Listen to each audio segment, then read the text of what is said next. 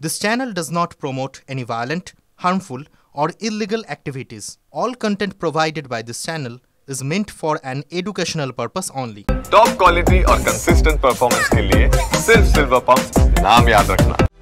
Russia থেকে তেল কেনা কেন বন্ধ করেনি ভারত? এই নিয়ে গোঁসা হয়েছে মার্কিন প্রেসিডেন্ট ডোনাল্ড ট্রাম্পের। আমেরিকায় ভারতীয় পণ্যে শুল্ক বাড়িয়েছেন তিনি। মার্কিন প্রেসিডেন্টের এই পদক্ষেপে ভারত যে চিন্তিত নয়, এবার তা বুঝিয়ে দিলেন প্রতিরক্ষামন্ত্রী রাজনাথ সিং। ভারতের দ্রুত উন্নতিতে আন্তর্জাতিক শক্তিগুলি ঈর্ষান্বিত বলে মন্তব্য করলেন। ট্রাম্পকে খোঁচাও দিলেন রাজনাথ। মার্কিন প্রেসিডেন্টকে সবকা বস বলে কটাক্ষ করে দৃঢ় কণ্ঠে রাজনাথ জানিয়ে দিলেন, ভারতকে সুপার পাওয়ার হওয়া থেকে কেউ আটকাতে পারবে না।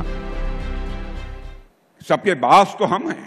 भारत कैसे इतनी तेजी के साथ बढ़ रहा है, लेकिन बहनों भाइयों, भारत जितनी तेजी के साथ आगे बढ़ रहा है, मैं पूरे विश्वास के साथ कहता हूं कि भारत को अब दुनिया की कोई ताकत विश्व की एक बड़ी शक्ति बनने से रोक नहीं सकती है।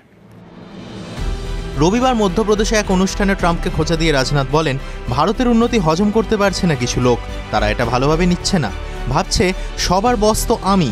ভারত কিভাবে এত দ্রুত উন্নতি করছে? অন্য দেশে যখন ভারতের পণ্য রফতানি করা হচ্ছে, তখন সেখানে তা ব্যয়বহুল করার চেষ্টা চলছে। রাশিয়া থেকে ভারত তেল কেনা বন্ধ না করায় আমেরিকায় ভারতীয় পণ্যে শুল্ক বাড়িয়েছেন ট্রাম্প। এখন তা 50% পৌঁছে গিয়েছে, ফলে আমেরিকায় ভারতীয় পণ্যের বাড়বে দাম।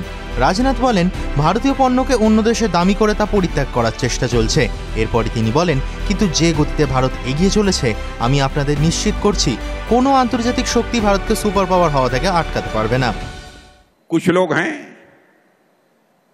जो भारत के का विकास जितनी तेजी के साथ हो रहा है, उन्हें रास नहीं आ रहा है, उन्हें अच्छा नहीं लग रहा है। सबके बास तो हम हैं। भारत कैसे इतनी तेजी के साथ बढ़ रहा है,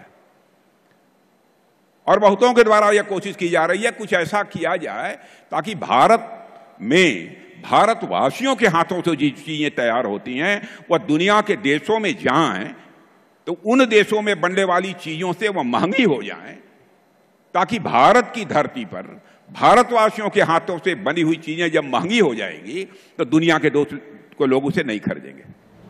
পহেলগাঁওয়ে জঙ্গি হামলার জবাব ভারতীয় সেনা যেভাবে দিয়েছে তার প্রশংসা করে রাজনাথ বলেন, আমাদের কেউ আঁচড় কাটলে আমরা তাদের ছেড়ে দেব না। একই সঙ্গে তিনি বলেন, ভারতের প্রতিরক্ষা সরঞ্জাম রফতানি 24,000 কোটি টাকা ছাড়িয়েছে। এটাই ভারতের প্রতিরক্ষা ক্ষেত্রের শক্তিকে তুলে ধরছে।